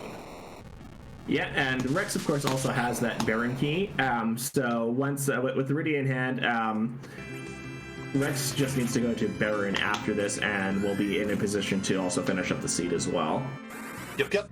So all of our runners putting on a really good show. We did see a lot of really cool divergence and varying routing choices to carry our runners all the way to victory at this point. Yeah, I found not all versions of this flag set are quite so non-linear. Oh no! J-Brun accidentally dropped the counter and unfortunately did not nerf the Big Bang. Sid is up with 500 HP. Unfortunately, I think while the Black Hole comes out, Sid is no longer berserked. Might be able to get some life potions off, but hi, Cub. Yes, we're now joined by Cubs, first finisher on Restream, 3rd overall in the race. GG's, Cubs. Thank you very much. GG's. So I have to ask the first question here, which is, what did you think of the seed and the flag set overall? I don't think I've played a seed since I was knocked out of Blue Moon, and to see those objectives saying, "Hey, dummy, if you don't D-machine, you're an idiot." Yeah, I was not happy. Ended up. You know what? I refused. I was not going to I've had enough D machines lately. Nope. Was not going to do it. Totally fair. Yeah. On screen between the three of you, we did only see one D machine grind. Oh, I was ready to go steal 30 sirens as soon as I saw the edge. I'm like, nope, this is not happening. This is a principle of the matter at this point. I am stealing the sirens. And so you get. Yeah, but I got bailed out finding them in Evelyn, but no. yeah, how'd you feel about where your characters were lurking? Could there have been more porums in this seed? Well, Technically, yes. technically, yes. I don't think we saw quite all of the character checks. I'd have to think about what we haven't seen. I was only missing Baron and Giant, and I'd already seen 4 porums, so I don't think there could have been a 5th. Okay, yeah. So we did see both of those checks, and neither of them was Forum. So Yeah, I think it has to be either Riddy. They have to be Riddy and Yang.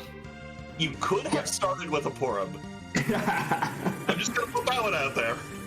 No, I was. That was a nice start. I haven't had Team 90 HP in a while, so that was something. at least you had to sit on Hobbs to make up for it. I don't think I've ever been happier to see a Sid. Well, I mean, Sid can make all of the difference in an early seed like that. That's one of the best examples I've seen of that in a while. Yeah, I don't remember the last time, like, you know, I have a Stardust and a Big Bomb. I'd go take out whoever's on Hobbs. We'll get that character. Yeah. And then I think the Stardust Rod was my main damage force for, about an hour. Yeah, one of those cases, the Stardust Rod, much like the dancing dragon can be sometimes, is your most important party member. Yeah, and then Golbez in the Crystal. I was going to ask no. specifically about that. No. Yeah, so I guess Tella doesn't deserve to get his spells this time around. You know, I went on, as soon as I saw the Tella, I'm like, all right, am I gonna do this? No, let's go underground, Sigma. Okay, fine, let's go do this.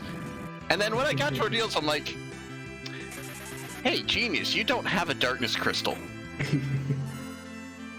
So yeah, about that. Yeah. No, Tella gets nothing today.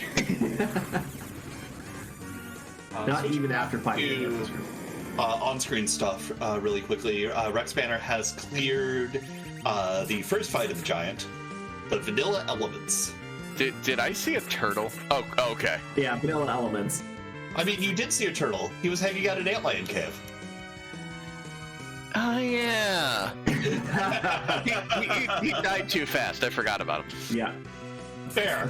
Well, that's what happens with a lot of those early game spots. Yeah, that was one of the less comfortable Z fights I've had in a while, but you know, it all worked out in the end. Yeah. Well, I mean, reflect strats, or mainly reflect strats, can get a bit sketchy sometimes with the sort of party composition you've got there, but you pulled through it just fine. I wasn't sure the second Big Bang was nerfed. I knew I could recover if not, but Sid, come on. The Veil running out before Black Hole. Come on, man. I mean, I guess I should have used the Moon Veil, but still, come on. Yeah, it does go like that sometimes. Like, any last questions for Cubs here? Yeah, just in general, thoughts on the idea of character hunt-centric flag sets. You know, the last community race I did was the Live Alive right before ZZ5 started. So that was another character themed flag set. I like the idea in that it flips. It's sort of the same as Boss Hunts, where it just flips a few things on its head. I would like much different character objectives than we had this season, but other than that, no, I kind of like the idea of this of only having the character hunts. Yeah. The very first version of this flag set actually required you to check all of the character objectives, so 11 objectives in total, which that turned into a bit of a slog, which is how we got to where we are today. Oh, good old required all. Yeah. That's a flag that exists. Yes, it is. But I think this turned out all the better for molding it into the form that it's in today. No, it's again different. My only problem here with the characters in the seed. Everything else was great. Yeah. But I just want to say thank you to the two of you, Grunt and Leggy, Smapety, fighting through the issues. Thank you for putting this one on, man. Sheep Launcher, hopefully you kept Possum away from the buttons and focused on the race. I think we're about to have another finish, so I'm gonna go ahead and drop out. Until next time, appreciate y'all. See you soon.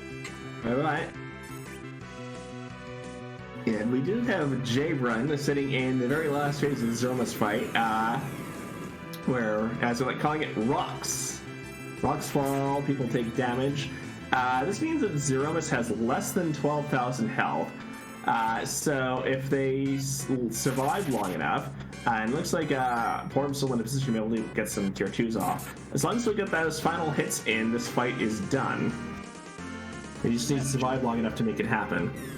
Yeah, usually this phase is a bit of a victory celebration, though this is getting a little spooky with Sid's low damage output. Ooh, you hate to see it. Oh no, that is, my heart hurts right now. Yeah. Yeah, that is always super tragic, especially after, a fight that long. Yeah, one of the few cases where it really is rocks fall and everyone dies. Hey, let's go raid Karma. But Still racing. Pick up your party and give it Don't another go. Hopefully things go a little bit smoother this time. Yep. And, well, Cubs, having finished the seed, is getting you all some harp music, which we'll let you listen to for a little bit as J-Run starts this fight up again. Oh, hey, it's the theme from the Dark World. Yeah. Well, I wonder if that counts as the theme of the moon or something in this case, because it is very dark up there. Mm-hmm. Alright, so while everyone picks up that fight again, Rex Banner is now in Baron Castle, having also pushed through the giant.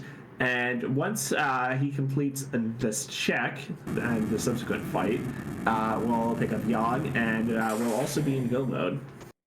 Yeah, but both of our remaining runners very much coming down to the wire. Everything's getting wrapped up, and it's just a matter of taking care of everyone's favorite The massive air quotes. based input. Yeah, so as J-Run picks up this fight again, I talked about reflex strats a little bit earlier, but it might be worth talking a little bit more about some of the other ways this fight can go. The most conventional approach, which is basically what we're seeing from J-Run here, is you have some hard-hitting physical attackers, you berserk them up, and you let them hit Zeromus until Zeromus dies, and you heal up as necessary. Recipe to make this work is, physical attackers, preferably Bacchus line to get the berserks in, but we don't have any of that, so we can just rely on the white mages casting berserk instead. So J-Run is also getting some casts of nuke and white in as necessary, which makes this more of what we refer to as hybrid strats, which is the basic physical attacking strats. But also throwing in some extra spell damage just to help move the fight along a little bit faster. Yeah, reflex strats do have the benefit of being able to get the phase skip, but on the whole, just going full aggro with berserk strats can be a bit faster if you've got the raw output for it. Hybrid strats allow you to still have that speed and efficiency of the berserk strats, while augmenting that with some extra damage from your mages in a fairly mage-heavy party like this. The other thing of note is that because of the quirk of how this game's active time battle system works, going for berserk strats does eat up a little bit of time, allowing you to get more hits per attack that Zeromus might otherwise be putting out. Yeah, it's to the point basically where we've got exactly the right setup, or even a broad broad spectrum of setups with enough damage output. You can basically just reserve your party members, put the controller down, and the fight will play itself out. Zeromus is lucky to get a second big bang into those cases. So, I mean, there's Zerker strats, there's Reflect Dress, there's hybrids between the two. Sometimes you're in a position where none of those really work. Maybe you don't have enough health to be able to survive full power big bangs. Maybe you don't have enough health or enough damage output to be able to use Zerkers effectively. So there are a few other more niche strategies that you can use to get through the Zeromus fight. Most of them derive from what's called 1200 strats, so named for the amount of hit points you want to have to survive a nerfed big bang properly. Pure 1200 strats are basically, they rely on using items to trigger counter nukes and having reflects up on everyone. So if you're triggering those counter nukes 100% of the time, you will always get the nerf timing. So all of the big bangs will be nerfed, and then you just need to sit through it long enough for Zeromus to deal itself 61,000 damage, about 2,000 at a time. Other variants on that include what's known as Fu and Friends, where you have a Fusoya and a party of other 1,200 hit point people, and Fu just casts reflected nukes to help the strategy along. But most extremely are Eddie strats, where properly set up Edward can solo the Zeromus fight by strategic use of Hide to survive big bangs, and just using items to get Zeromus to reflect nukes onto itself. Wow, all these strats seem neat, but there's no way I'll be able to remember them all. Is there a place where I can go learn about all these different strats for Free Enterprise? Oh, absolutely. The Free Enterprise community is a great place in general. Probably the best place to start would be the Free Enterprise Discord, of course. We're more than happy to welcome new people and show them around. There we have links and guides to a wide variety of resources and guides. Such as the Free Enterprise Wiki, which has a list of such guides where you'd be able to learn more about how those strats would work. But do come by the Discord. We're very welcome and we're more than happy to get someone started. Yeah, no. The Free Enterprise community is one of the coziest communities I've ever been a part of, and it's due to a lot of extremely hard work by the entire administrative team. Yeah. Not that I'm biased or anything on that. It looks like Jabron has suffered another unfortunate setback in the second Zeromus fight and is elected to head underground to take a few more eggs to probably get the team leaders of the party up to about 2,200 health, would be my guess. So they're able to survive an unnerved big bang most of the time. Yeah, I don't hate that if you're having trouble with the Zeromus fight, like this is an RPG. If you are having trouble, the correct answer is 99 out of 100 times to take a minute, go grind, and get your party to power levels where you feel comfortable and confident taking on whichever fight you're looking at. And speaking of going and grinding, Rex is now also in go mode and is in exactly the same position, minus the Zeromus fight attempts, and is also underground and is breaking a few eggs to get some more experience on his party members. Yeah, so This is a race, as it were. Both of our runners are in very good places. We'll see which one of them decides that enough is enough. We're going to go and start the fight up again. Yeah, I mean, Jabron is... Just simply to note that Rex did take the Yang and is grinding the monk up. Does not have the Sid, has the Eddie instead of the Rydia. This is going to be a really interesting difference in party composition for the end of this fight. Yeah, like what we're seeing here, I think, is with that spoon from the moon. This is Rex signaling an intent to do pure physical strats, pure Zerker strats for the final Zeromus fight, which he is known to enjoy doing that. So this makes some degree of sense me seeing this from him. Mm-hmm. Yeah, because Young, we often refer to as the punch mage, because he basically scales damage and utility wise like a mage does. He starts out very weak, but as you get him more levels, he just starts punching harder and harder and harder, and he doesn't need the equipment to be able to deal this damage like most of the other physical attackers do.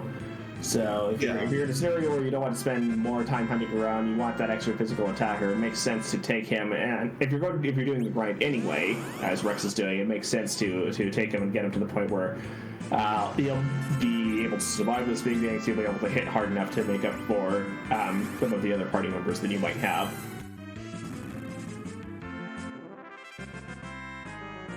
Yeah, but I do think the most interesting choice here is taking the Edward. Again, the spoon with this flag set is equipable by Edward as a weapon with the maximum possible attack power. This is not vanilla behavior. It's not the intended use of the spoon by vanilla behavior, but it does make Eddie a very powerful damage dealer in his own right. The problem with taking him to Zeromus is that he has the survivability of wet tissue paper. He's going to be down most of the fight. You don't want to be relying him on your sole damage dealer, but he can make up a lot of damage on his own as well. Alright, Jabrin seems to be at the point where he's comfortable taking the Zeromus fight again. So is headed back to Troya. We'll be heading into the shop apparently, just to see what he's got available there. He's an Ashura orb. We'll presumably be handing that to Rudy Attacked as a backup white mage. Yeah. Definitely don't hate picking up that orb for that little bit of extra survivability. Especially when you're not super comfortable with your party composition. This particular sort of mage party definitely is one of the more challenging ones to pilot, especially if you aren't as deeply familiar with this game and reflex strats generally. This is interesting. Rex has done his grind, but is electing not to go to the Zeromus fight at this point. We may get her music after all. Yeah. I wonder if Rex didn't notice that Required 6 was on. Oh no, he's just here to steal Bacchus wine. That's why he's here. Ah, that would do it. Yeah, okay, this makes sense to this. I was talking about Berserker strats earlier where you want to have Bacchus wine in order to do this. So we're going to see, so the ogres here, the mad ogres that you can find in the Evelyn area, have Bacchus wine available as their steal. So just Edge can steal Bacchus wine from them. He'll probably pick up a few of these, end the fight, and then just be on his merry way. Having these available makes all the difference in setting up a Berserker fight.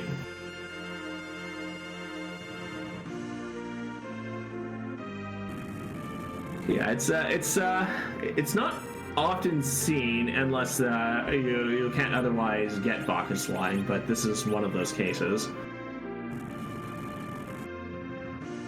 Yeah, like I don't hate this if you are really hurting for wine.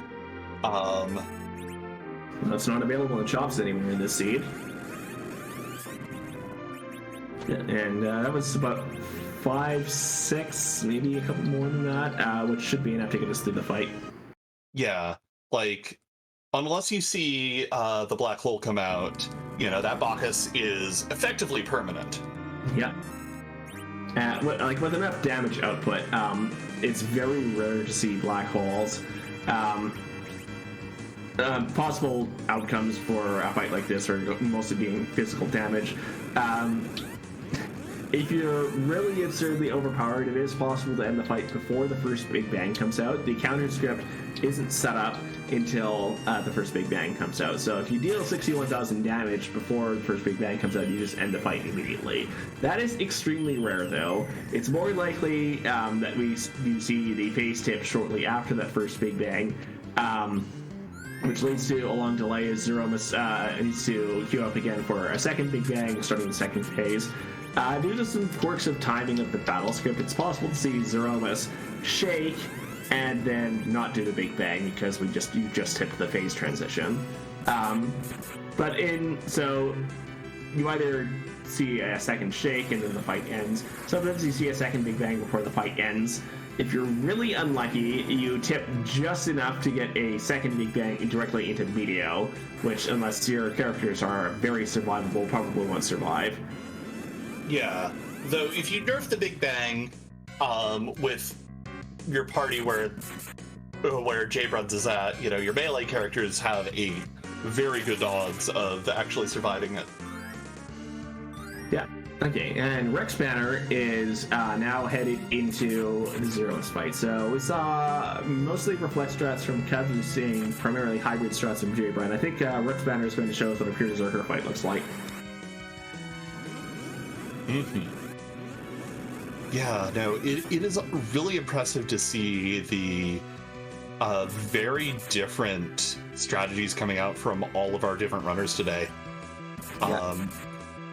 Just goes to show, all of the really interesting ways that Free Enterprise can be played generally. Yeah, one of the most interesting things that I find about this diversity of strategies here is that we have, in principle, this flag set is supposed to restrict you to 8 characters. In practice, you sometimes get a 9th character due to various generations of quirks, quirks of C generation, rather.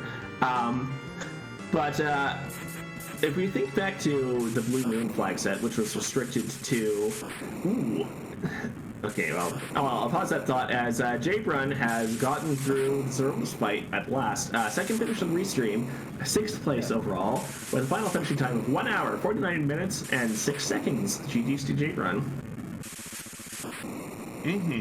Once again, we'll see if we can't get in here quickly for an interview, but we do see Rex Banner setting up for the Zero's fight. Setting up to heal up whoever gets nuked, though we're just going to let Tella go down. To see if I can finish my thought before J-Brun turns up. The Blue Moon flag set limited you to 7 characters overall, which is a difference of, at least 1, sometimes 2 characters versus this flag set. But having even just 2 extra characters leads to a lot more party composition possibilities, I think. A lot of the time in Blue Moon Sea to get people using roughly the same party setup, and we're not seeing that here. Yeah, with the additional diversity of characters, but also the other thing to consider when you're talking about what characters are being used in a given particular flag set, or even a particular seed, is where those characters are located. Edge being kind of buried, and also the fact that, we had to hunt around for all of the individual characters meant that, our party looked fairly similar early on. Yep. But it has definitely diverged as the run goes on, and runners have room to really push towards their particular preferences. Yeah, and I'll respond to that on that. It doesn't look like J-Run has declined an interview, as is his right, and probably very understandable after the experience that we just saw there. But I guess the other main difference here is that this is a Xeno-free flag set, meaning that you have to wait to get those characters, whereas in the Blue Moon flag set, for example, is Xeno-earned, where who all 7 of... Well... You can pick up your initial set of characters right off the start, and you generally want to fix that in place as soon as possible to sort of get them the experience that they need for it. So that probably makes up for a lot of the difference in what we're seeing here as well. Yeah, and additionally, when you have that selection of characters right away, there are, some characters that are better than others as the seed goes on, and, you're going to see a lot more convergence early on, specifically because you have access to your entire toolkit effectively right away. Yeah, and just sort of comment back on the flag set, and particularly those comments about Edge turning up late. Edge is a restricted character in this flag set, so you're not going to be seeing him until later in the seed most of the time anyway. This is actually, Edge being restricted is actually one of the normal settings for Free Enterprise. But it's explicit this time around because Cecil is also restricted in this flag set as well. The reasoning for that in this specific case is that Edge is a... If you get an Edge early enough, he can basically destroy the entire overworld almost entirely on his own, which actually is the premise of the Edge versus the Blue Planet flag set, based on my prior experiences with a seed of that nature. Cecil, later on, is also quite powerful. He's a little bit stinky early on, so to speak, because until you turn him into a paladin, he can't do very much. But a lot of the time, Ordeal is distributed enough that having access to an early Cecil will also make all of the difference in a seed. In fact, the other variant of this flag set, intended to be more difficult, actually starts you with Cecil, partly because the other variant of the flag set forces you to go down the hook route, and having Cecil power available to be able to do that will often make all of the difference. Mm-hmm. Yeah. And it's really interesting, the way that, having those fixed characters to start can really change the nature of the seed, even without the Sea Hero flag. The Sea Hero flag, which sets your starting character to be the agility anchor always. But enough talk about flag sets. We've got Medio coming out on Rex Banner's side of the screen.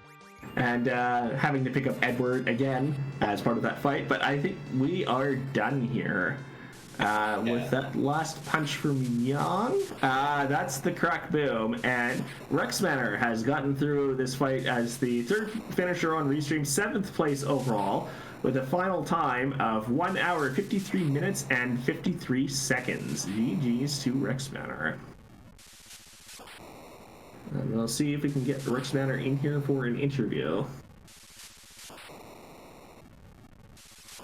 But in the meantime, that is the last finisher on the restream for today. This is not the last community race that we'll have that's finishing this flag set. If you return on Friday, you'll be able to at least watch, if not participate, in another run of this flag set at 10 p.m. Eastern this coming Friday. Next week, we'll also be featuring the other version of this flag set, the hard mode version that I was just talking about. So keep an eye open for more news about that. Mm-hmm. Yeah. And in addition to that, especially if you join our Discord, there should be some news coming out soon about club season. And more news about more restreams featuring more free enterprise, which is always something to look forward to. Yeah, all the different clubs feature very varied flag sets, if you will. But they're all consistent throughout their entire run. All of the clubs follow particular themes, and definitely give them a check out, especially if there's a theme that you find particularly interesting. Yeah.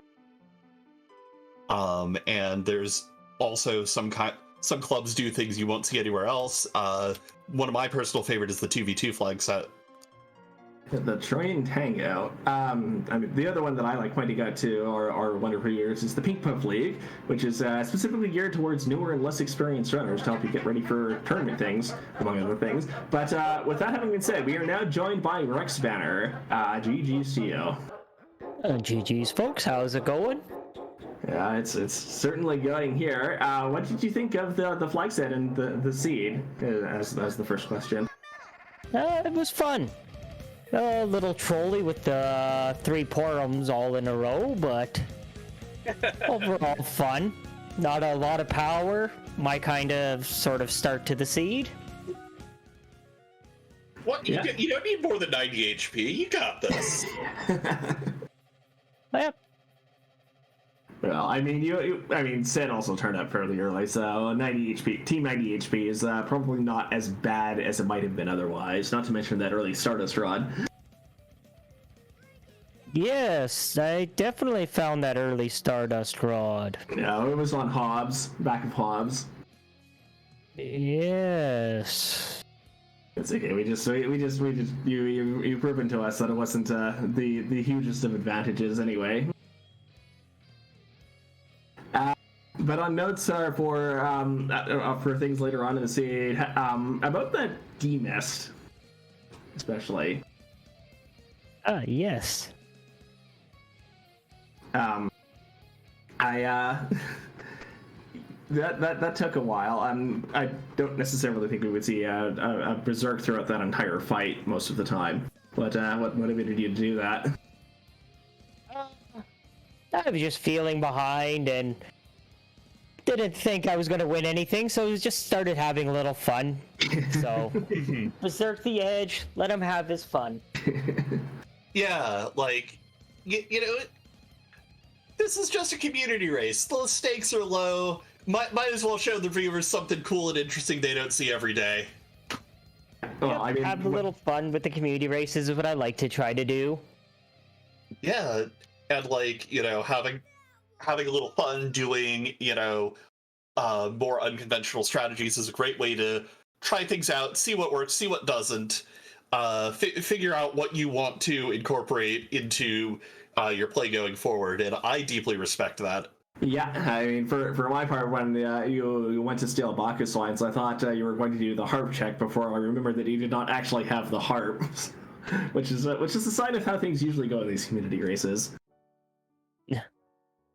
Had I had the harp, I probably would have actually done the harp check. Yeah, I figured as much. The other question I've got for you is, as you're gearing up for go mode, you're in Baron, and you chose to take that Yang in Baron Castle and grind him up, as well as taking Eddie to go into the grind. And is that just part of your favor for Zerker stress for the Zeromus fight, or was there some other reason behind that?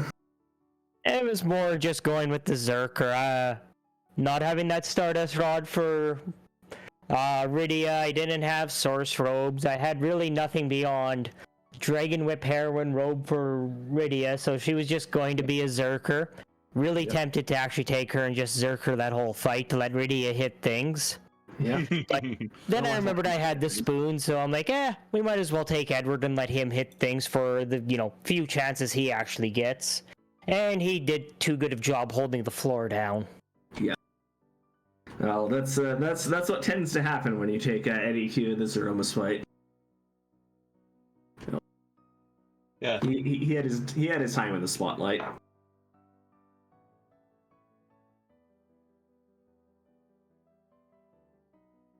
Yeah, that's pretty much it on my part. Like, do you have anything else for Rex here?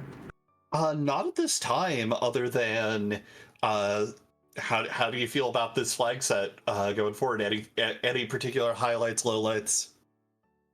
I like it. It's not a bad flag set at all. My personal preference is put T Pro on instead of T Wildish, and you could have some pretty fun flags, I think, with it. Yeah, the other more difficult version of this flag set actually does have T Pro set, so you might be interested in that when that gets into the community race queue.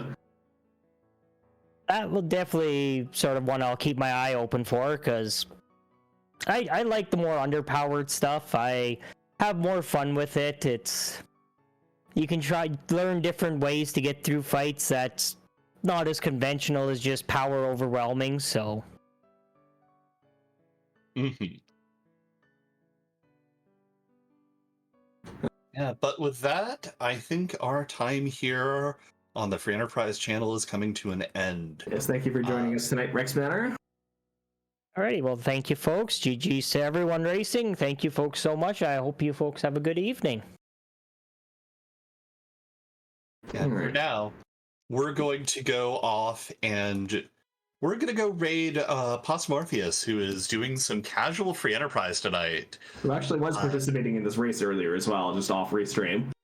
Yeah, so go give all your love.